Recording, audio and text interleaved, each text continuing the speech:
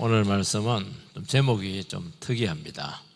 원수에게 아니면 혐오자에게 하나님께서 왜 은혜를 주셨을까? 단순히 보면은 나병든 군대 장관에게 하나님께서 특별히 은혜를 주셨다, 그렇게 보면 굉장히 좁게 보는 겁니다. 제가 예를 하나 들어보도록 하겠습니다. 아버지가 큰 회사를 경영하고 있어요. 이제 그 아들에게 회사를 물려줘야 되고 지금 근무를 하고 있습니다. 근데 아버지가 아들에게 회사를 물려줄 코스는 밟지는 않고 자기 동료를 막 훨씬 더 우대를 하는 거예요. 승진도 뭐 빨리 시키고, 그리고 중요한 직책에 이렇게 앉히고 자기는 뭐 늘 밑에 있게 하고. 그러면 그 아들은 굉장히 기분이 안 좋죠. 혹시 아버지가 나 대신에 저 동료를 생각하고 있는 건 아닐까? 아마 그런 굉장히 경계를 할 겁니다. 예의주시하지 않을 수가 없죠. 그리고 막 자기한테는 상의 안 하고 그 동료한테 막 가서 상의하고, 중요한 회사 이런 정책 같은 거요, 이렇게 하는 겁니다. 아버지가 왜 이렇게 할까요? 그거는 아들을 보라고 하는 거예요. 그거는 내가 너에게 회사를 넘기고 싶은 마음은 있다마는 넌 아직 준비가 안 됐다는 거예요. 너무 철이 없고 이 회사의 경영 철학에 대한 이해가 전혀 없고, 그리고 도대체 제멋대로다는 거예요. 이런 상태로는 맡길 수가 없다는 겁니다. 그래서 말로 하고 안 되거든요. 말하면 되죠. 야, 좀 늦기도 해라. 정말 좀 인간이 되라. 인간이 되면 되는데 인간이 안 되는 걸 어떻게 하겠어요? 그러면 특단의 조치를 취하는 겁니다. 어떻게 하는 겁니까? 일부러 그와 굉장히 부담이 되는 그 동료를 딱 세웁니다. 그래서 드러나게 우대를 하는 거예요. 너 정신 안 차리면 얼마든지 이 동료에게 이 자리가 넘어갈 수 있다는 거죠. 나는 너에 대한 그 모습을 절대로 좋게 보지 않고 있고 그 자세를 바꿔야 된다. 그러면 그게 안 되면 후계 자리에 넘어갈 수 있다. 그 구체적인 의사표시를 하는 겁니다. 그럼 굉장히 충격적이죠. 충격요법이에요. 사실은 이 충격요법을 사실은 쓴 겁니다. 아버지는 더 고통스럽죠.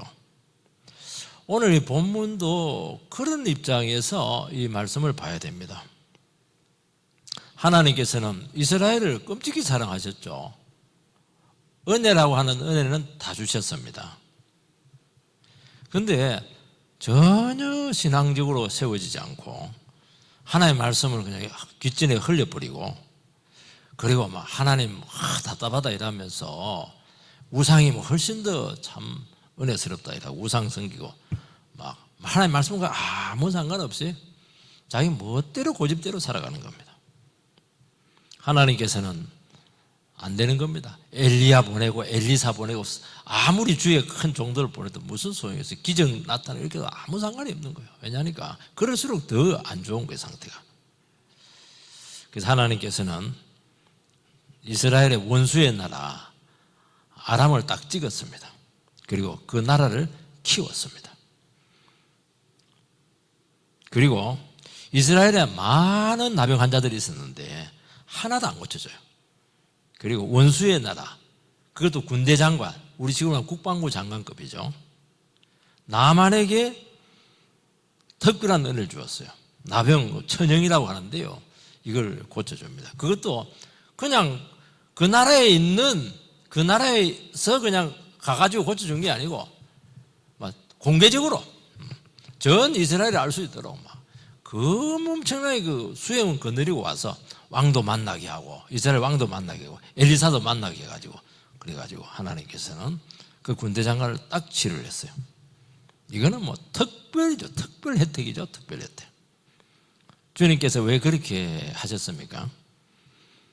지금이라도 정신을 차려라.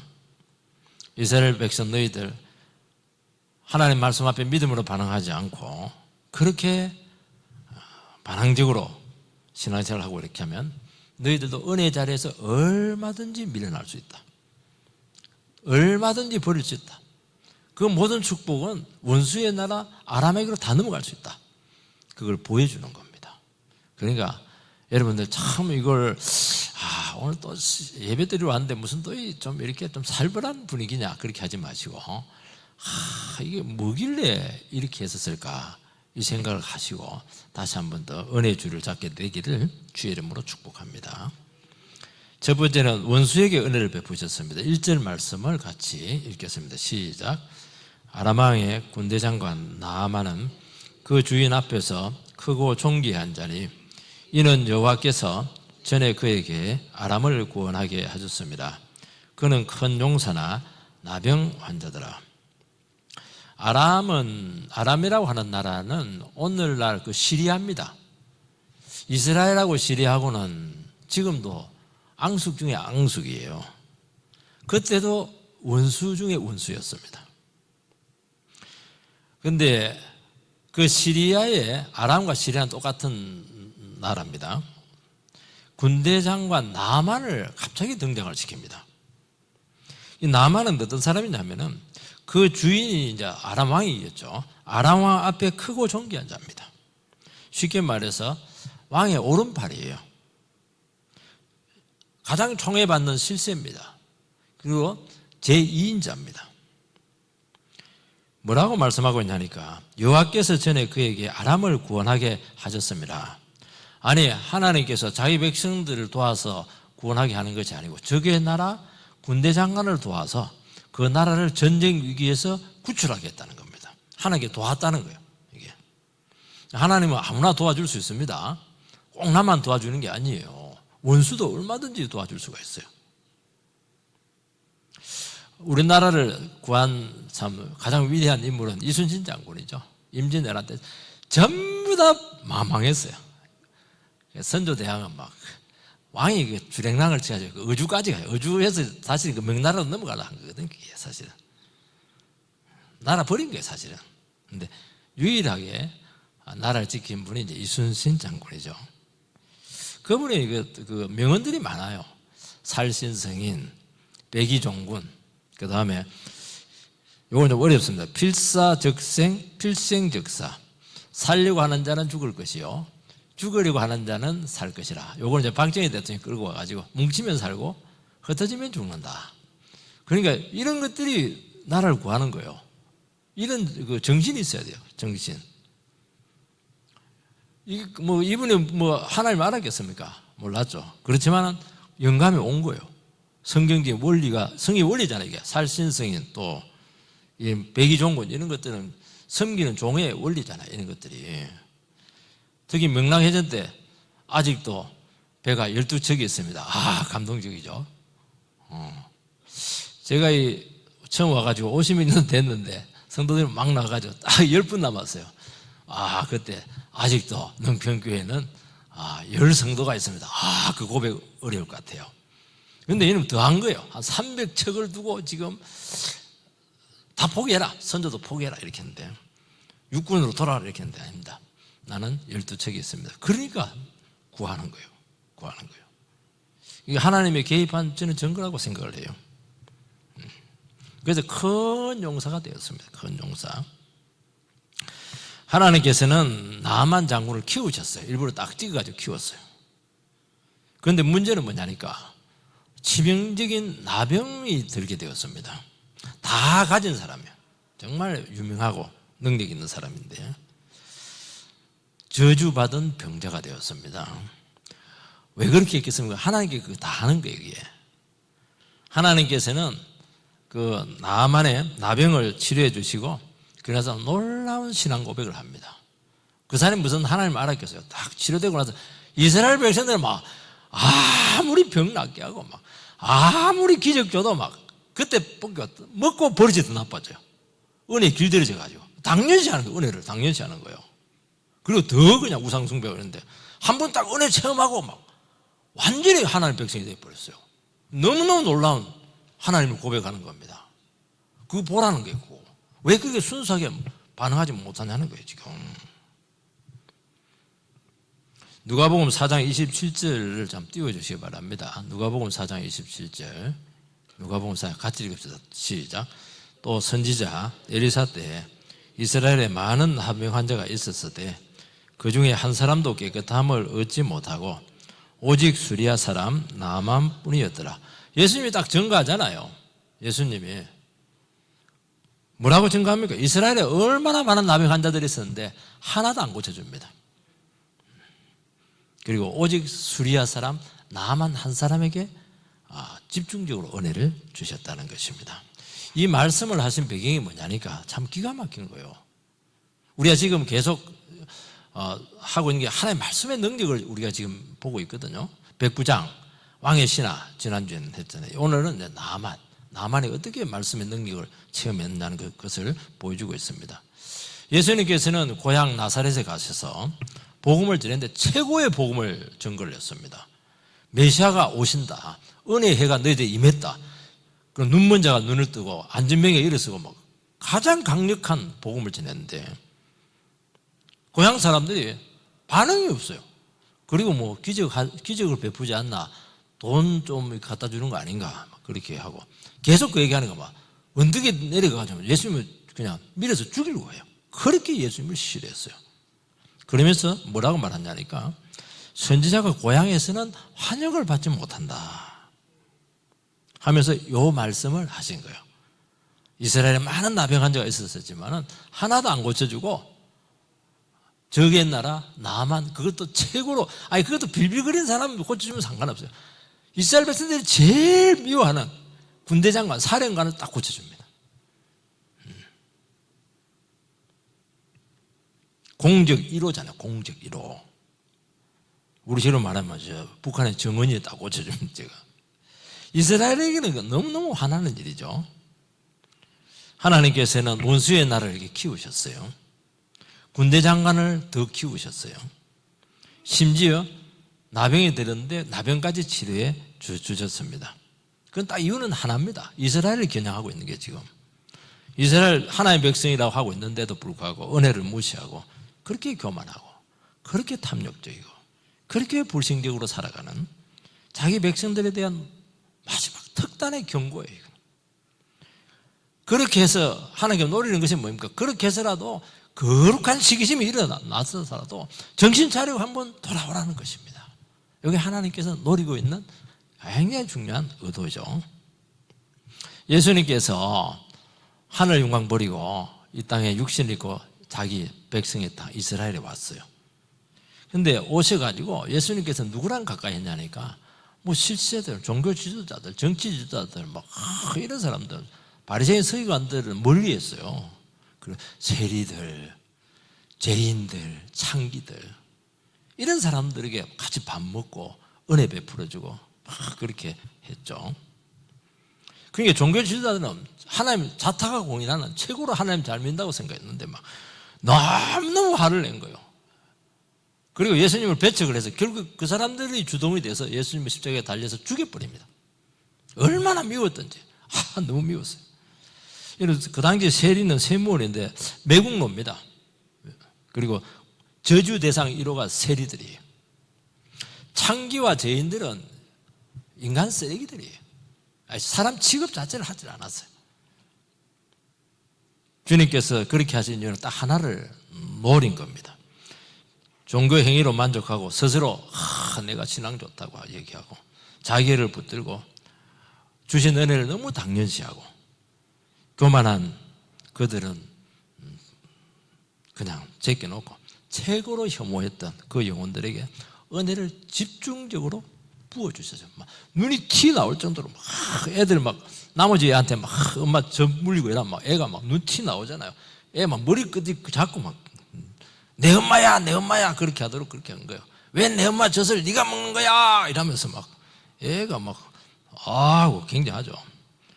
평소에 엄마한테 잘하지. 평소에 막 한 번 울면 막 끝이지도 않고 말이지. 엄마가 딱 그 노리는 거예요 지금. 그거 여러분 우리가 하나님의 말씀과 은혜를 소홀히 하고, 나는 오래 신앙생활을 했다. 나는 뭐 경지에 올랐다. 나는 뭐 다 안다. 그렇게 해서 은혜를 소홀히 하면은 여러분들이 가장 혐오하고 어떻게 보면 원수와 같은 그런 사람에게 구원이 얼마든지 넘어갈 수 있어요. 여러분, 은혜는 유동적입니다. 머물러 있지 않아요. 왔을 때 딱 잡아야 돼요. 그리고 항상 아래로 흘러갑니다. 겸손한 자에게 흘러가는 거예요. 그래서 제일 무서운 게 뭐냐니까 우리가 하나님의 은혜에 길들여지는 거예요. 너무 사랑을 많이 받은 애들이 보면 나중에 버르장머리가 없어요. 도리어 구박받고 막 이런 애들이 나중에 효도한다니까요. 이게 교만하면 무시해도 될 영혼들, 가난한 심령들에게 얼마든지 은혜가 넘어갈 수 있다고 성경은 말씀하고 있습니다.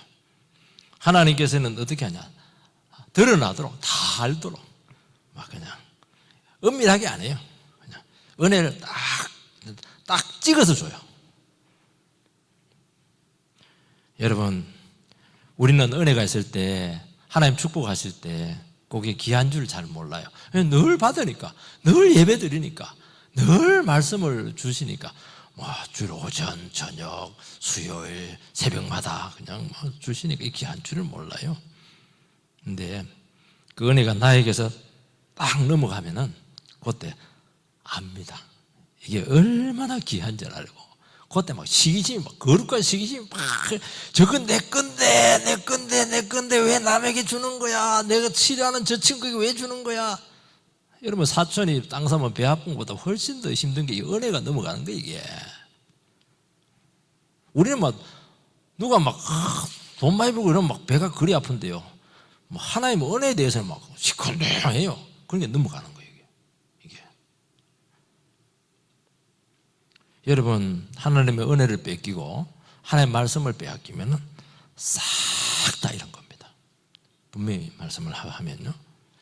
하나님은 너무 놀라워요. 교만하고 잘난 체하고 다 됐다고 그러고 남 판단하고, 그럼 사정없이 빼앗아서 네가 그렇게 무시하던 그 영혼의 통째로 싹, 하나님은 30대, 60, 70대 그렇게 안 줘요. 넘길 때는 싹 다 줘버려요. 그래서 그들을 딱 만들어 놓습니다. 하나님, 이럴 때는 좀 너무 심하실 것 같다는 느낌이 들어요. 근데 왜 심하게 하냐니까, 그렇게 충격을 안 주면 우리가 껍질도 안 해요. 30 좋네. 30 가지고 그거 갖고 막 다 살라고 그래요. 아이고, 100% 받아야지. 그렇게 하는 것입니다. 저도 참 교만한 사람인데요. 얼마나 교만하면, 나도 명문고 학교 나왔고, 나름대로 인서울 하고, 근데 근대는 썩 하진 않았어요. 그때 이제 예수 믿고 이렇게 했는데요. 같이 신앙생활한 동료들이 좀 있었어요. 저보다 분명히 공부도 더 부족하다고 생각하고, 신앙도 저보다 참 별로 안 좋다고 생각했는데, 어느 날 그 형제가 기도를 하는 거예요. 대표 기도를 하는데 막 충격을 받았어요. 어떻게 저 형제 저렇게 능력의 기도가 나올까? 사람들이 막 기도를 하는데 사람들이 막 엉덩이에 들썩거려요. 얼마나 강력한지 깜짝 놀랐어요, 제가. 그 형제보다 더 부족한 형제가 하나 있었는데요, 그 형제가 같은 이제 교육자인데 설교를 했어요. 설교. 나는 목사고 그는 전도사고. 와, 은혜가 이만한데요. 막 놀란 사람들 마음이 땡겨가는 거예요. 그 말씀에 막 그냥 땡겨가는 거예요. 그러니까 막 시기심이 막 나는 거예요. 와, 사람들이 내가 설교하고 다 졸고 일하는데 안 그런 거예요. 눈이 반짝반짝 해가지고 막 그렇게 은혜를 받는 거예요.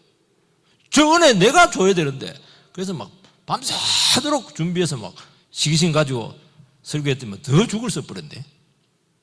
그게 아니었어요. 하나님은 나를 딱 겨냥을 한 거예요. 너 교만하잖아. 잘난 체하잖아. 너 똑똑하다고 생각하잖아. 무시하고 있잖아, 지금. 그래서 기도했죠. 팍 낮춰버렸어요. 하나님, 저 형제가 나보다 100배는 낫다고. 나 저 밑으로 내려가겠다고. 내가 목사하고 저 형제 전도사람, 나 전도사 밑으로 가겠다고. 팍 낮춰버렸어요. 그게 답이었어요. 하나님께서 은혜를 주시더라고. 그 은혜 가지고 설교하니까 사람들이 반응을 해요. 은혜를 받았다고 그래요. 내 잘난 체하고 뭐 이래가지고 막 내가 얼마나 신앙이 좋은 줄 알아? 내가 얼마나 기도 많이 한 줄 알아?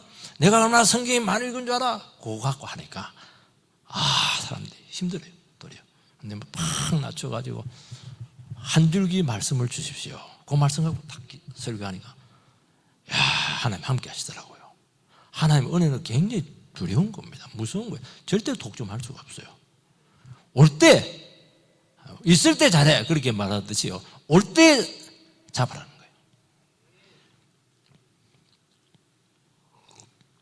두 번째는 은혜를 받는 과정이 나옵니다. 2절에서 4절 말씀을 같이 교독하겠습니다. 제가 먼저 읽겠습니다.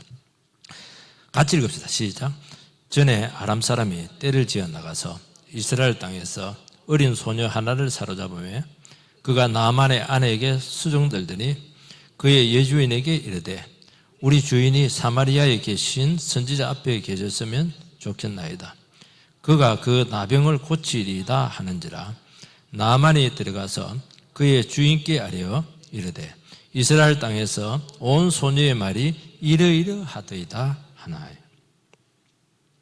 아람이 이스라엘과 전쟁을 했는데 거기서 포로로 어린 소녀를 잡아왔습니다. 그 소녀를 자기 아내 몸종으로 이렇게 썼는데 나만이 나병에 걸렸다는 말을 몸종이 듣고 한 말을 해요. 이스라엘의 수도 사마리아에 가면 선지자가 있는데 그 엘리사 선지자입니다. 그한테 가면 나을 텐데 이걸 그냥 가서 직접 얘기한 게 그냥 바람을 얘기한 거야. 우리 이스라엘에 사마리아에 가면 선지자가 있는데 선지자한테 가면 참 그 병 나을 텐데 왜냐하면 그 전에 고생을 너무 많이 했거든. 나만이 온갖 처방을 했는데 안 나아요. 안 나아요. 세상에서 제일 안 좋은 병이 나병이거든요. 천형이야, 천형. 하늘에서 저주받은 병이라고 우리나라도 그렇게 얘기하거든요. 너무 형상이 끔찍해요. 그런데 놀라운 것은 이 어린 소녀의 평범한 넋두리인데 이 말이 나에게는 복음이었어요. 여러분, 포로 출신 어린 소녀입니다. 몸종이에요. 당시 여자의 말은 신빙성이 없어요. 정거리가 떨어져요. 그래도 어려요. 그래도 몸종이에요. 포로예요. 여러분이란 말 듣겠습니까? 그 사람의 말 안 듣죠. 안 듣죠. 고매한 사람이 와서 얘기를 해야 되겠죠. 우리는 이 소녀가 뭐 대단하다 자꾸 그렇게 설교를 하시는데 저는 그렇게 보지 않아요. 이름도 안 나와요. 그냥 소녀는 그냥 얘기한 거예요. 그러니까 무시해도 될 만한 인물이라는 것을 보여주고 있는 것입니다. 예수님이 직접 가가지고 반드시 낫습니다. 그렇게 해서 안 낫으면 어린 몸종은 칼 맞아 죽죠. 그렇게 한 게 아니라 주인 모시는 그 여주인한테 그냥 넋두리 한 거예요. 그런데 그거 어떻게 뭐 확인할 길이 있겠습니까? 확인할 길이 없죠. 그런데 놀라운 것은 이 말을 나만이 듣고 은혜를 받아요. 딱 이게 온 거예요. 확신이 온 거예요. 이게. 야, 하나님 역사할 때 보면 너무 놀라워요. 하나님 역사하신 거거든요. 그게요.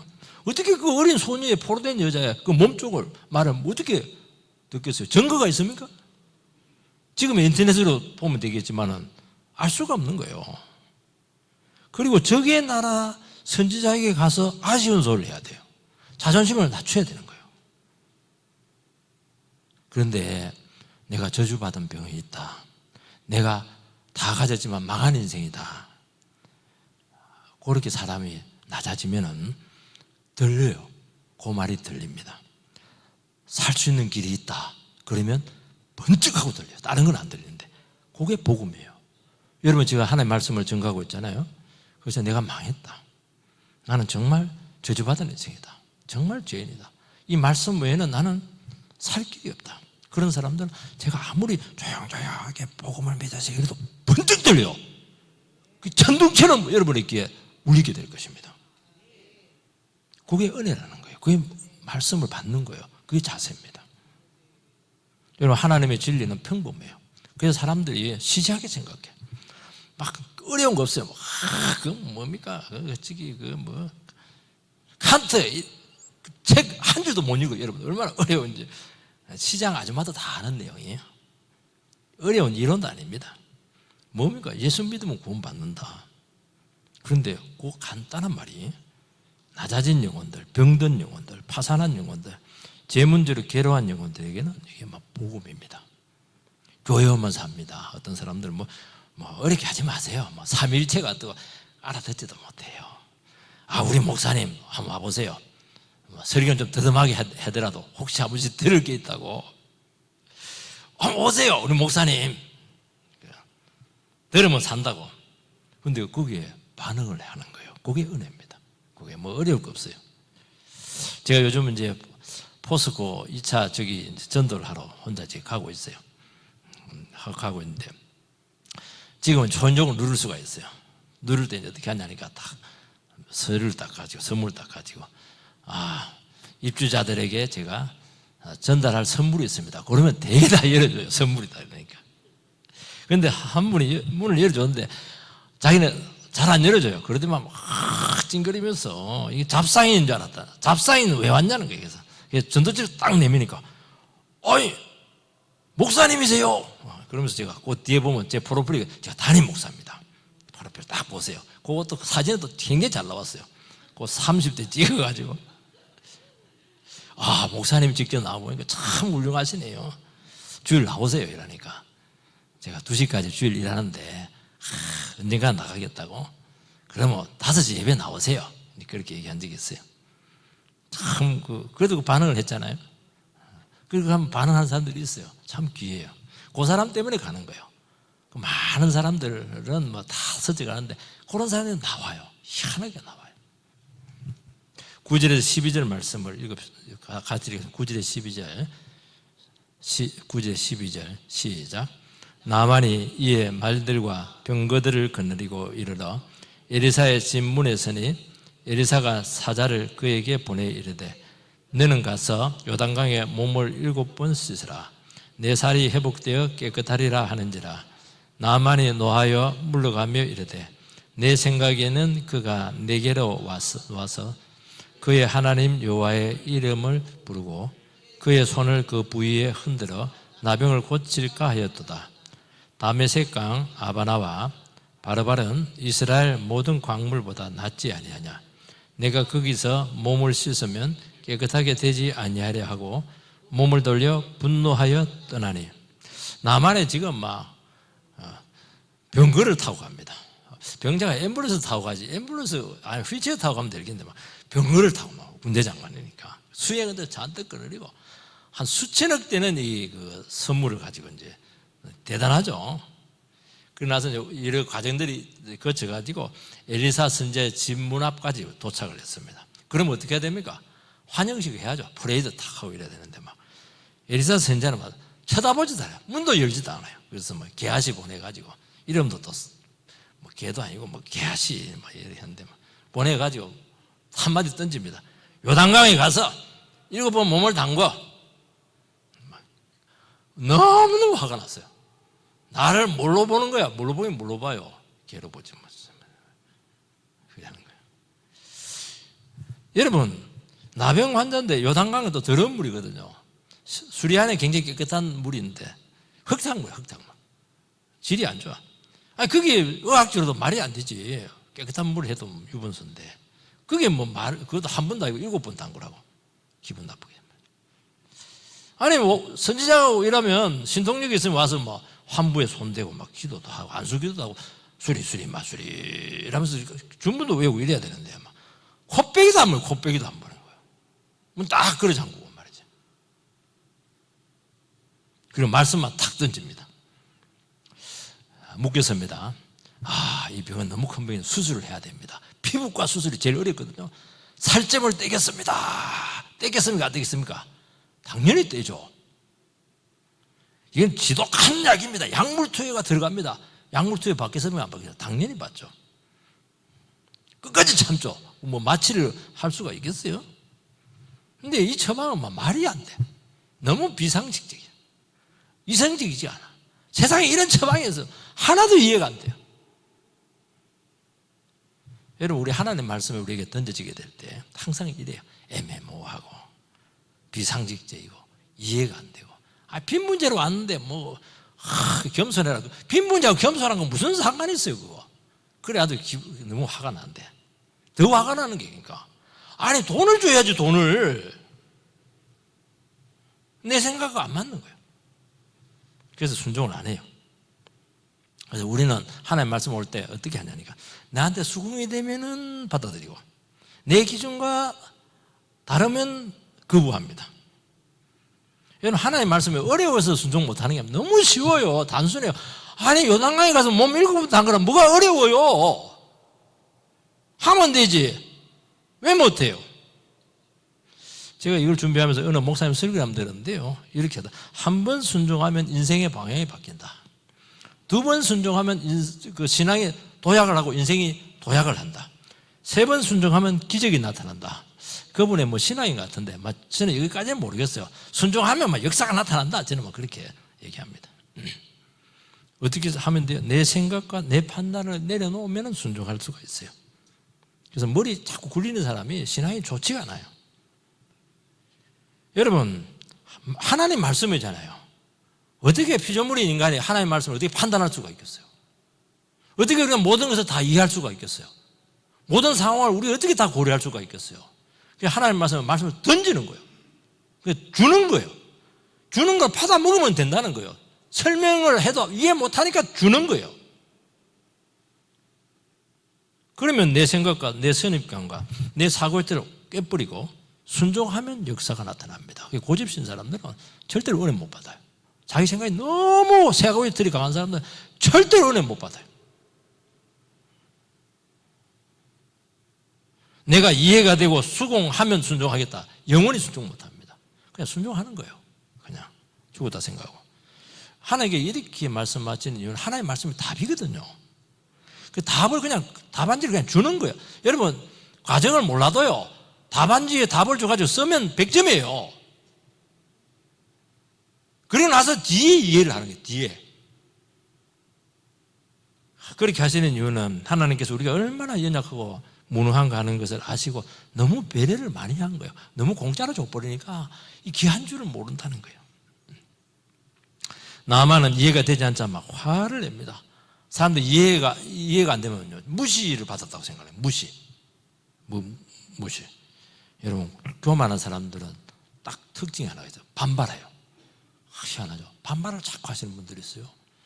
그게요, 교만한 거예요. 내가 똑똑하다는 거 아니겠어요? 겸손하면 마음을 열고 배웁니다. 그래서 회개라고 하는 것은 마음을 열고 배우려고 하는 자세. 이게 성경적으로 회개예요. 안 배워요, 사람들은. 니는 말해라, 그냥. 그리고 겸손하면 전달이 돼요. 나도 전달이 되고, 그도 전달이 되고. 겸손해야 돼요. 그리고 능력이 임하는 것입니다. 제가 능력이 임할 때는 한 주 동안 계속 시달리고, 또 막 인생의 바닥을 치고 이럴 때 의외로 주님께서 말씀으로 이렇게 임할 때가 너무 많아요.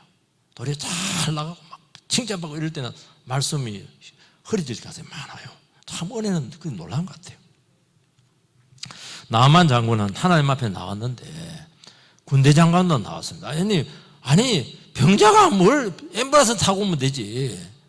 휠체어 타고 와야지. 막 병거를 타고 전쟁하는 것도 아닌데 수행 오면 잔뜩 건드리고 말이지. 죽을 죄인이잖아요. 천역을 받은 저주받은 병자잖아요. 그런데 막 나는 군대 장관이다. 감투를 딱 쓰고 오는 거죠. 하나님 앞에 나오는데 뭐 옛날에 왕년에 내가 뭐 잘 나갔단 말이죠. 부자였단 말이죠. 하나님 앞에서 내가 막 그냥 목사였다. 그게 무슨 소용이 있어요.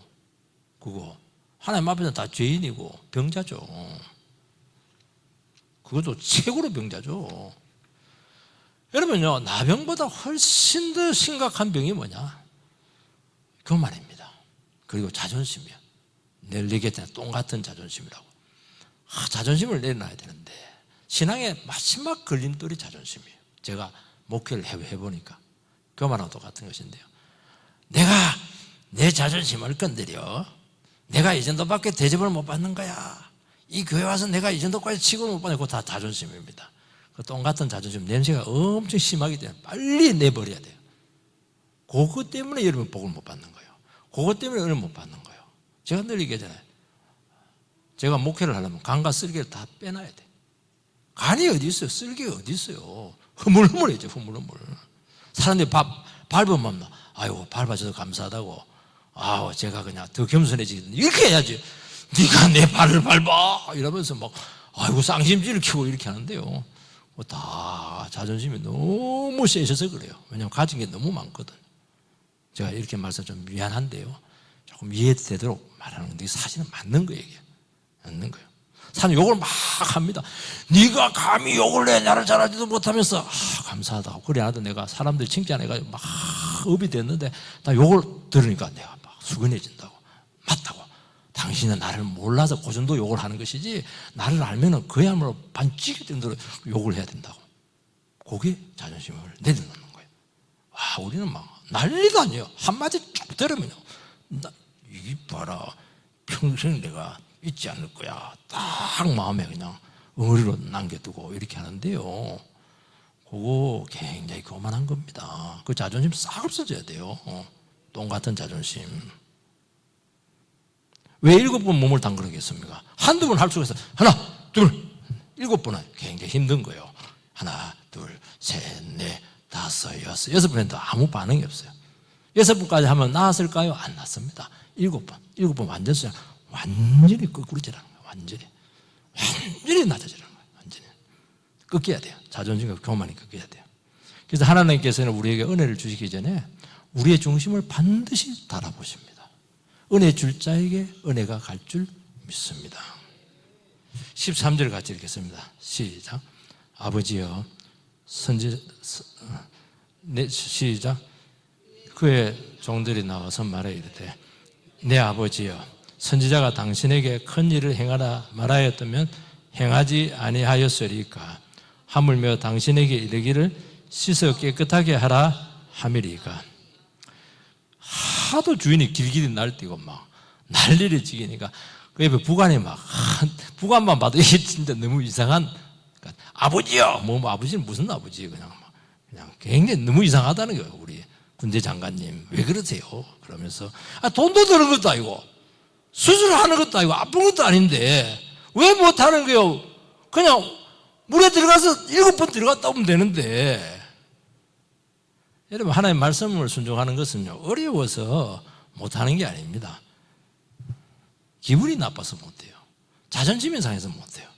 내보고 그거 하라고, 내보고 주보를 나눠주라고. 그러니까 기분이 나빠. 주보 나눠주는 게 뭐가 어려워요. 그거 손에 좀 시리긴 해 겨울에. 너무 쉬워서 안 해요. 너무 쉬워서. 날 왜 무시하는 거야? 어린애 취급하는 거야. 놀라운 것은 나만이 그래서 큰 인물이에요.